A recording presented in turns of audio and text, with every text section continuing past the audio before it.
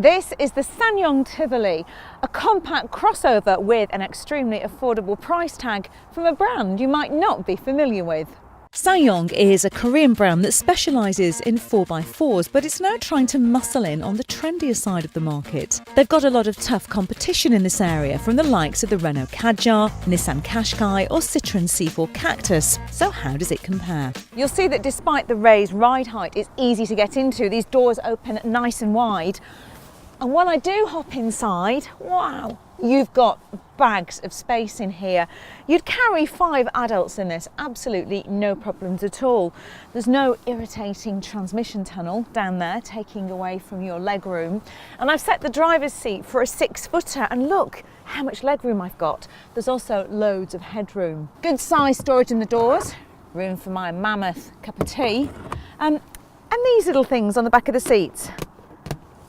Quite sure how useful they'd be though. Storage in the armrest and a nice big glove box with an extra storage shelf, so there are lots of handy spaces to store bits and pieces. Now, traditionally Ssangyong doesn't have a reputation for, shall we say, shining interiors. So getting in here is actually quite a pleasant surprise. Okay, I'm not going to sit here and tell you it's stylish, and it's definitely a bit too busy for my liking, but in terms of look, well, I think it matches up to many of its rivals. It's really only let down by the quality of some of the materials. Hard plastics. Doesn't sound very nice. What it has got that I like is this 7-inch screen that's in this central stack here. It's even got an HDMI cable so you can play videos through it, although it is only available on the higher spec models. But even if you go for the entry-level model, the spec that you get is pretty good. As standard, you get Bluetooth connectivity, cruise control, 7 airbags and 16-inch alloy wheels. But if you opt for the mid-range EX model, you add dual zone climate control, the 7-inch touchscreen and a reversing camera. Here we've got the top spec ELX though, which gets rain sensing wipers, all-round parking sensors, keyless entry and TomTom sat-nav. Now the Tivoli may look compact on the outside, but as you've seen it has stacks of space inside, and that's carried on here at the boot. Ssangyong say that you can fit 3 sets of golf clubs in there. You know what, I believe them. In terms of volume, well, it has more space than both the Peugeot 2008 and the Nissan Juke, although the Renault Kadjar does have slightly more. The Tivoli gets Ssangyong's smart steer system fitted as standard. Now this offers a choice of normal, comfort and sport settings from the electric power steering, but unfortunately when you're behind the wheel the difference really isn't that noticeable. As standard you'll also get this 6-speed manual gearbox like the one I've got here, although you can opt for the automatic, which incidentally is out of the Mini Countryman. Power comes from 2 1.6 litre units, 1 petrol and 1 diesel.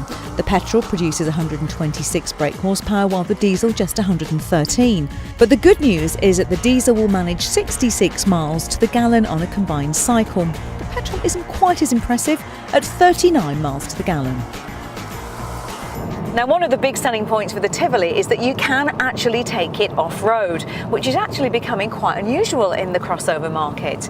Many manufacturers have made the decision not to even offer 4-wheel drive versions because most buyers don't actually go off-road on a regular basis at all. It also gets a diff lock which splits power 50-50 to the front and rear axles, so you can venture further off-road than its similarly sized rivals. However, adding this does mean that the efficiency gets worse. Another problem that you'll really only find with the 4-wheel drive version is that the car never actually feels that settled. The suspension does soak up the bigger lumps and bumps in the road, but even on smooth roads there just seems to be a constant background jiggling as the car moves and skitters about the road surface. The only thing that really hints at the Tivoli's bargain price is the quality of some of the materials, and the other letdown is the fuel economy. But if you're after an affordable car that can cope with everything that family life throws at it, then this could well fit the bill. If you want a small crossover with a bit more practicality, take a look at the Renault Kadjar. If cheap running costs are a must, then check out our review of the Citroën C4 Cactus.